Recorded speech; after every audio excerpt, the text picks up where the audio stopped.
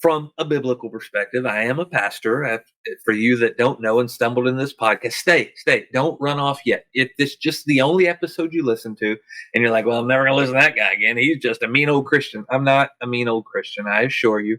I just want to help you hear the things that I've learned through my walk in Christianity. Through being a pastor, I realized there's truth in this Bible that helps us. If you go look at the book of Proverbs over the last couple of episodes, I've talked some about that. And I want to use a scripture from Proverbs here eventually, but there's so much wisdom in there.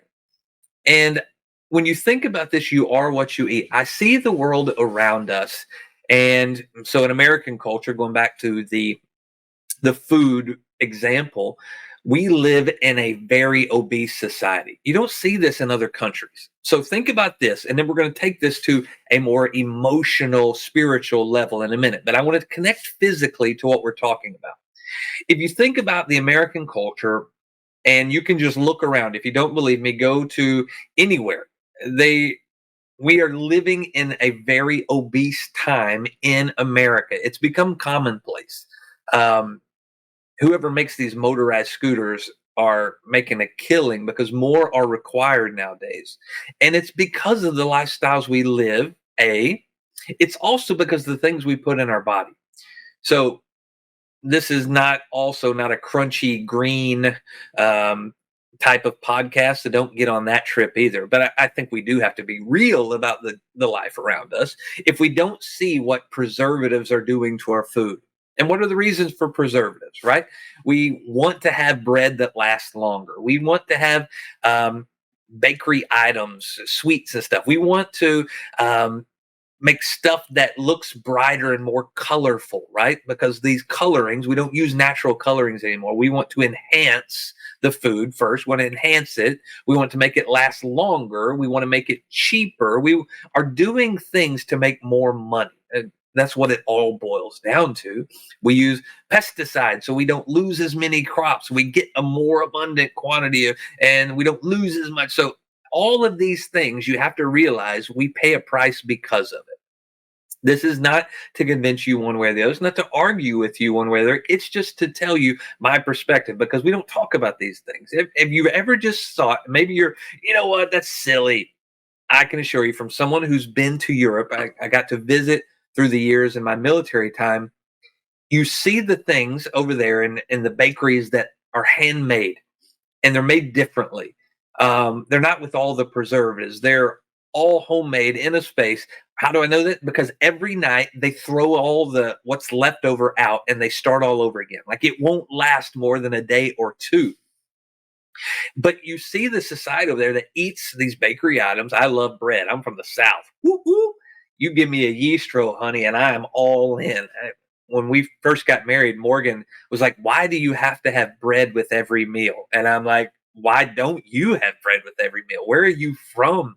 Bread is the nectar of God. Like he wants me to have. Manna was a form of bread. So it was a declaration that you need bread in your life. Okay, that's not biblical, so don't take that and run with that either. But when you get over there in Europe and places where it's handmade, or you can even see this some places in America, but it's becoming less and less because we're so driven by the dollar. But the people over there who eat all this bread, eat all these desserts and things like that are not drastically obese like other places, like we see here in America. Why is that? And I think we have to understand the preservatives, the colors, all the extra stuff that we put into our food is come to pay. It's coming for its toll. It's coming to ask for its price. It's just the way it is.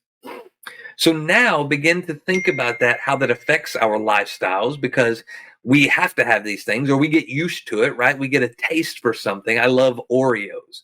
I always have. I'm slowly not liking them as much because recently they've done something to the ingredients in some way, and the taste has changed. I can remember what an Oreo used to taste like, and now there's an artificial taste that's tied in with it. So while I'll still have Oreos, and if I have them, I'm going to have 5 or 6 before I shut it down. My desire for Oreos is becoming least and least because it's not what it used to be. And I think that's a declaration over all of our lives. So our lifestyle, because of what we put in our body, become used to it. We got to have it. We become addicted. I know that's a bad word to use too, because everybody will say you're addicted to this. You're addicted. You might as well face it. You're addicted to something. Love is the song, but we're all addicted to something. And here in America, food can be that thing. But it begins to affect our lifestyle because now that we have it, over time we begin to gain weight, we begin to do things. So now we need this. It affects our pocketbook, right? They have control of us. If I'm addicted to this type of food or this or whatever it is, we see the amount of people who can't do the things they used to do because they've eaten too much or whatever it may be. So what we take in now becomes what we are. And you're maybe saying, well, I'm not an Oreo. But look at the effect these things have on you. So it's not that's what you've become, but it has definitely affected what you've become.